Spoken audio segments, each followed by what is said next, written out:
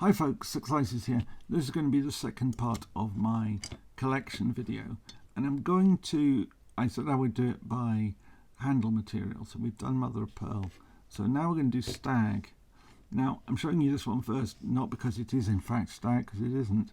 This is very clearly not stag, but the first fixed blade knife I ever got, the first faux stag knife I ever got, was one of these. Now it wasn't actually this one because I kept throwing mine at things until it broke, and somewhere along the lines it went AWOL.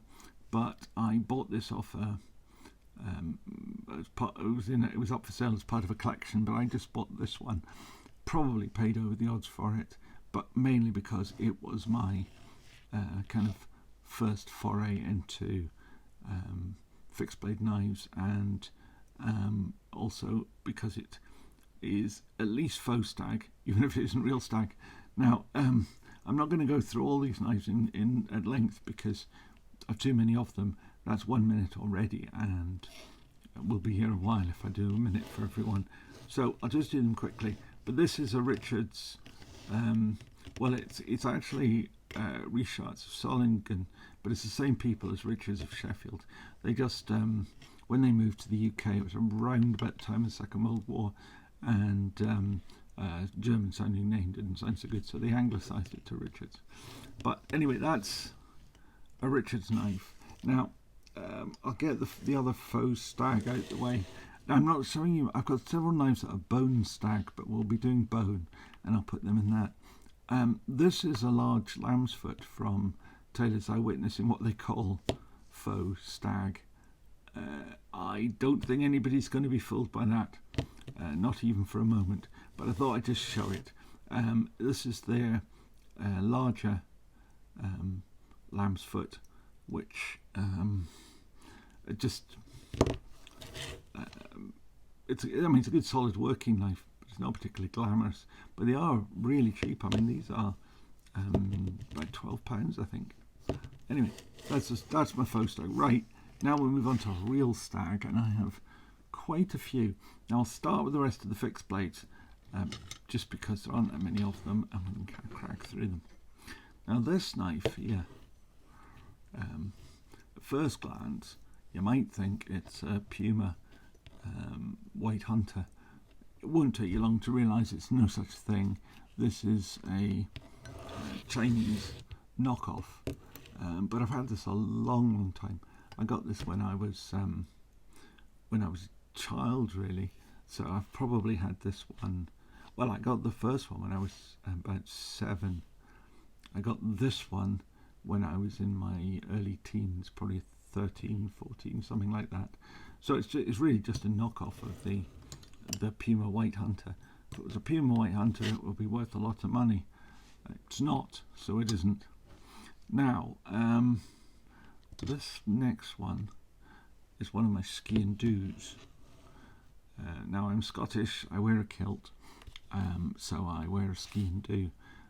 Most ski and do's are stamped out of steel and stuck in a plastic handle with a plastic grip, and I do have one of those somewhere, but this one is one that my son-in-law bought me. When he was getting married to my daughter, he bought some ski and do's for handing out to various people, and this is the one he gave me. Now this is it's a Damascus steel. It's got stag handles, and there's sort of mid layer of the handle which I think is bog oak, and it came in a little leather sheath which I don't keep it in because, being a sort of carbon steel, it goes rusty very easily, and I did that once and had to clean it all off, and I'm always worried that you'll disturb the etch in Damascus by giving it a scrub with too much flitz. I don't know what steel it's in. It's not particularly tough steel. It was blunt as a butter knife. Just because I am what I am, I put a sort of mirror edge on it, and it's actually very, very sharp. I wouldn't imagine it would hold its edge for very long though. Now, while he was buying those, I was having these made for exactly the same purpose, and so I gave these out. Well, I gave him one. I kept one, and because I didn't have enough to give to all the wedding party, and he'd already given them these ones, I just gave one to my son-in-law, Lewis, and I was left with one left over, which I gave to Tobias Gibson, Life Chats with Tobias, because I knew he would appreciate it, and he certainly does. Now, this was based on a ski and do that I've had for many years, that was made in with, I think it's probably rosewood handles. They could be desert ironwood because they are quite dense, but I'm not sure. But it was a proper knife with bolsters, and so I asked Ashley Harrison to make three of these for me, and three or was it four? Maybe four actually. I can't remember. Anyway, he made some of these for me, but I said to him I wanted, proper working knives, not just looky-likey toys. So these are made in mirror polished 01 tool steel. So they are actually proper knives. They're relatively sharp. I haven't actually sharpened this sort of more than it came, because it came surprisingly sharp. To be fair to Ashley, when he makes things as a one-off, he can sharpen them, and he does. So that's why some of the other ones can be a bit frustrating. But anyway, I was very pleased with these. They're all done in Stag. They've got a brass liner, nickel silver bolsters, and then this solid 01 tool steel full tang blade. So these are proper tough usable knives. Not that I suspect many of them will ever be used, but for anything other than ceremonial purposes. Now, the last of my Stag fixed blades is this one. Now this, let's turn that round. This is a Sin knife. Now, I know nothing about Sin knives, and if anybody can tell me anything about Sin knives, I would be very pleased to hear it. What I know, or what I believe I know, certainly what I was told when I bought it, is that these knives are made in Japan, and that they are full customs. This one was bought at Blade Show in, I can't remember what the year was, 2018 possibly, something like that. And it sat on Heine Haynes's books for a long time, and I kept looking at it and thinking, actually, I really quite like that. But I couldn't bring myself to buy it because it was a bit expensive. But this is in VG10 steel, and the blade, the bolsters, right the way through to the tang are solid VG10 steel, but it's obviously ground away for the blade, ground away for the Stag inserts. But if we look at it in profile, you can see that the blade thickness is carried pretty much right through the bolster, and narrows down a little bit in the handles where you've got these red liners and the Stag laid over. Now, the only thing I am a little disappointed with this knife is, the other thing I say, one of the reasons I was keen on it, other than the fact it was lovely and shiny and had Stag on it, was that I'm a big fan of the Barlow knife, and with this elongated bolster, that very much reminded me of the Barlow knife. Now, so the one thing that slightly disappoints is that if you look at the Stag on the handle here, it's very nice, and if I turn this over, you'll see that the Stag in here is very nice, but they don't come close to matching each other, which I just find a little odd. I don't know how much it matters. This is not really a practical knife. I have worn it as a ski and do actually, and I have it in a pocket carry sheath, so it could be used as an EDC knife, but it's one of those ones that really is just a collection piece that just looks beautiful. And one day, when I get my display case made up, which has been sitting in pieces since I got it over a year ago, we'll hopefully put that on display. Now, let's have a look at some more Sheffield knives. We've looked at Ashley's knife here. So I've got a few others.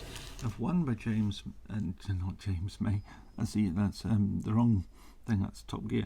Michael May, which is an Ettrick, and this is in Stag with brass bolsters and some. If I could just turn it over, some brass liners and nice file work on the back. So I'll not open all of these because, as I say, if we go through them, we'll be forever. What I'll do next, though, is I'll bring in another Ettrick that just happens to have the blade open. Now, this one is by Stephen Cocker. Now, Stephen Cocker works for Eggington and makes some beautiful, beautiful knives for them. For example, he made this gun stock that I've shown already. I'm going to do another video on that actually shortly. But he also has his own workshop at his own home in his shed, and he makes knives. Now, the only problem with his knives is when you order something, you can be waiting a long, long time for it. But they're worth the wait. Somehow he manages to get the very best Stag. That's what I think is known as popcorn Stag. And this one does very much match on both sides. But then this is a small manufacturer who's making maybe 4 knives at a time. So he can sit and choose the materials to match, cutting them from the same block rather than having factory knock them out. Now, this is a very, very nice knife. Again, you've got the brass liners, springs, very good fit and finish, but these are artisan made one-off pieces rather than factory pieces, so there is variance from one to the next. Also from him, I have a couple of Barlows. Now, they're interesting in that what's a Barlow? A Barlow is a knife with a long bolster. Now, I wouldn't say this had a particularly long bolster. It has a sort of teardrop shape, but it's not the symmetrical teardrop that you would normally expect. It does have a clip point blade. Does this qualify as a Barlow? Well, the only reason it does, and it does for this reason, is because the maker who made it calls it a Barlow. So if Stephen Cocker tells me it's a Barlow, it's a Barlow. Another of his, and the last one I'm going to show you because it's the last one I've got it in Stag, is also a Barlow. This one is, I saved this because it's the best of his, and one of the best pocket knives I own actually. This is in Stag again, of course, otherwise it wouldn't be here. I think the Stag, particularly on this side, is absolutely beautiful. This side is good, not as nice as the other side though. I really like these scalloped bolsters, very, very smart, and I've always liked the slim Barlow pattern. I've I think 7 or 8 by Taylor's Eyewitness. This is the only one I've got, I think, by anybody other than Taylor's, but I just think it's a very elegant little knife, very practical. Taylor's ones are a little bit longer, which actually makes good fruit knives. Anyway, so that's my Stephen Cocker knives. You've had my Michael May. Taylor's Eyewitness, I have a couple of Stag ones. And Taylor's Eyewitness don't do Stag, so it makes finding Stag knives by Taylor's Eyewitness kind of tricky. This one I got from one of my subscribers actually. This was made specially for the famous Sheffield shop, because they supplied the Stag and asked them to make them as effectively an SFO. So this is the grooviest Stag going. It's really round, and it just suits the Barlow pattern so well. Really gnarly stuff. Absolutely love this one. I've got quite a lot of Taylor's Barlows. I think not quite 30, but I'm getting there. And the other Taylor's one I've got though in Stag was kind of new old stock. I got Pete Leverett, who is on Facebook stuff, but I also know from my days as a Buell rider. Pete Leverett went into the Bakewell cook shop, and they had two of these. One had filework back and the other one was plain. Well, he bought the plain one, he put it on Facebook, and I got in touch immediately and said, where do you get that from? And he said they've got another one, and it's got filed backspring. So that's not his thing, but it is mine. So I contacted the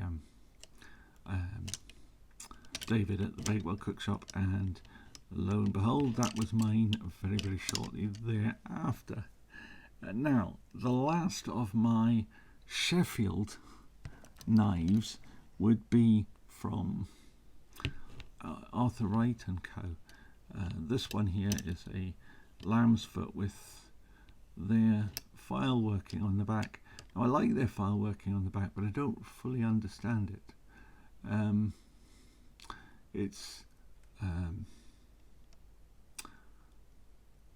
There's obviously some symbolism in there. You've got the Maltese cross, and you've got various other things, and they do this. It's not random. And Ashley cuts these out and does them, and they all match. So there is a reason to them, but I don't actually understand the what it's sort of saying, or where it comes from. But I would be very much interested to know. But anyway, that's a lamb's foot.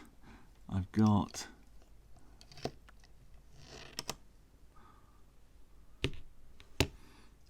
here's Barlow, and again, it doesn't have a hugely.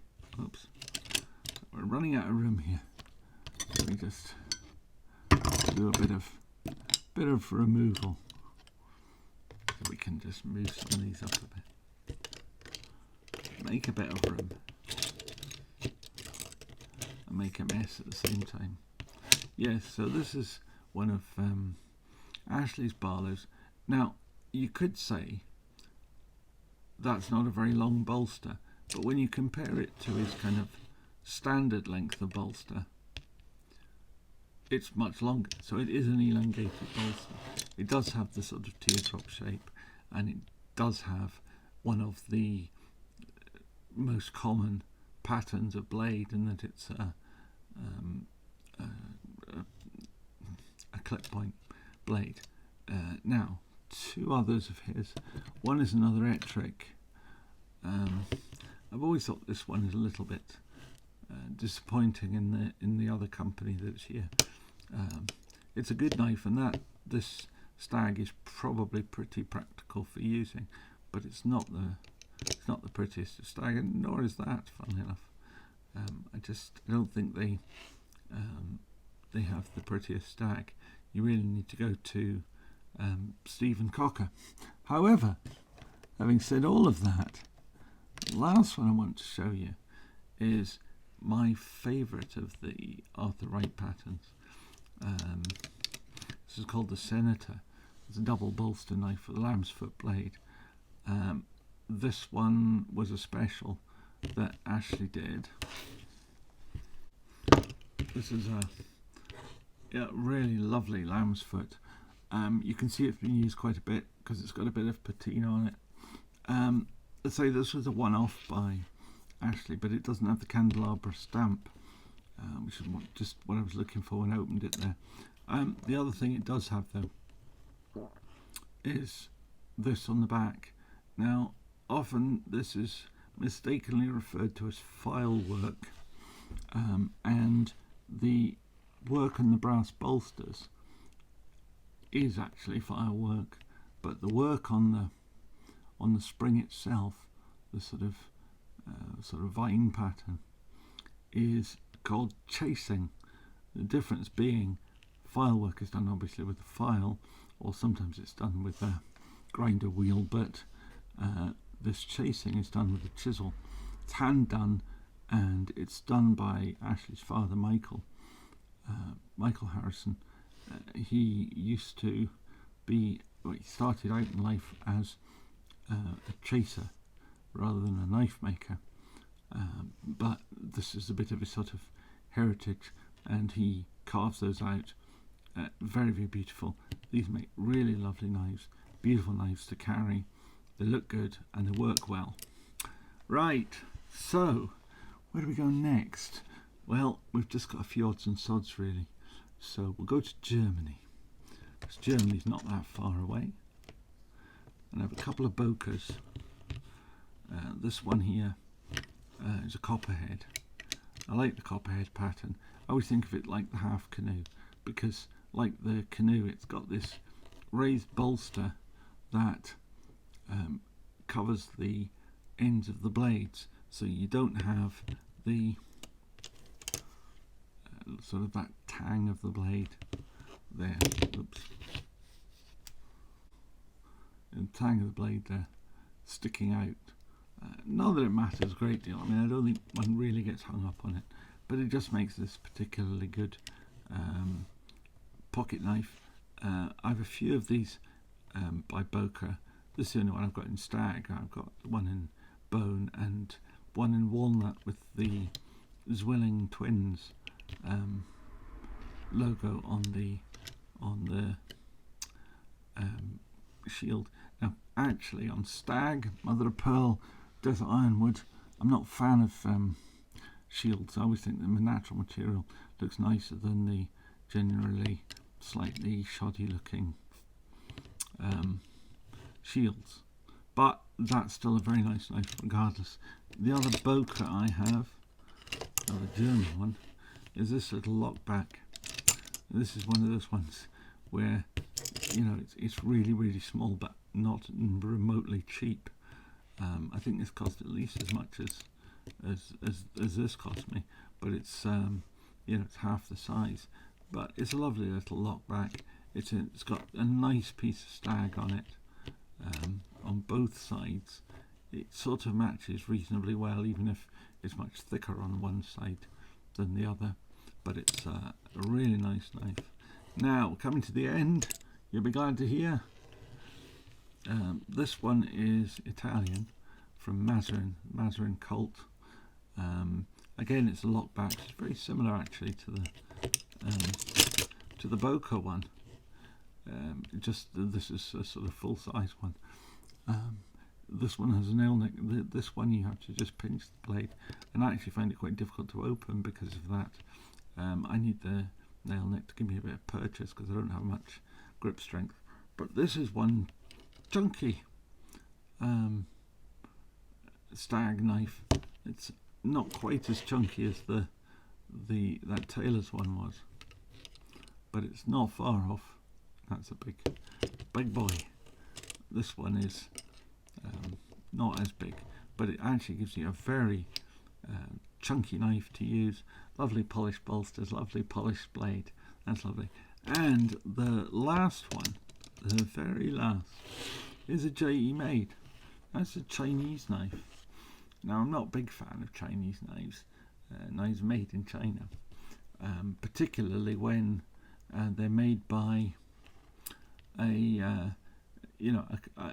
another country's knife designer, and they simply contract with a manufacturer in China to make them. JE, on the other hand, is a Chinese knife maker. He's a Chinaman in China making knives, hand finishing them, and selling them around the world. So I think there's an integrity in that which is different to the idea of having a knife simply manufactured in China. Now, I've 3 of his knives actually.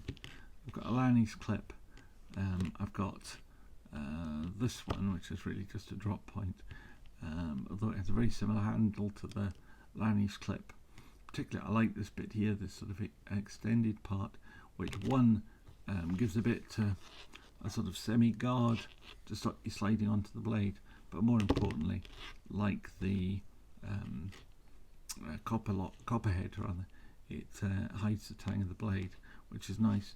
I'm actually, I really am impressed with what he's done. His prices are not too extravagant for what they are, but they certainly have more of an integrity than another country simply manufacturing a knife, designing a knife and then handing out the manufacture to China. Now, I said that was the last one, but actually I've forgotten one, and how I could forget this one I don't know. This is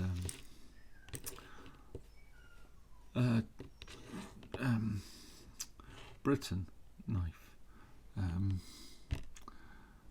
Brains faded, I can't remember, is it Tim Britton, who's a New Jersey knife maker. This is in Stag, and it has a sort of a Warncliffe blade, very, very thin, very slicey. I think it's BT41 is the steel, but this knife is absolutely beautiful. The hand engraved bolsters really do stand out as a feature, with gold inlay. And I keep meaning to look up who it is that did the engraving, and I keep forgetting. One day I'll remember and I shall put it into a video, and it's engraved on both sides. It's got gold inlays on both sides. It's a supremely sharp knife, and I carry this one quite a lot because it's small and very much inoffensive, but it's actually very, very effective. Just incredibly sharp, and I've never had to sharpen it either, which is it just seems to hold an edge forever. Anyway, there we are. That's nearly half an hour. I'll edit it down a bit, I think.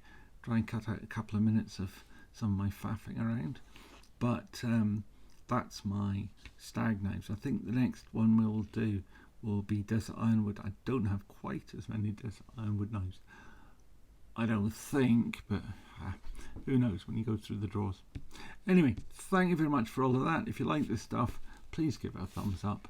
If you're not already subscribed, please subscribe. The rest of my collection will be coming as and when I find the time. Unfortunately, I just had another week in hospital, so that's kind of put me back a bit. But hey ho, there we go. Thank you very much. Goodbye.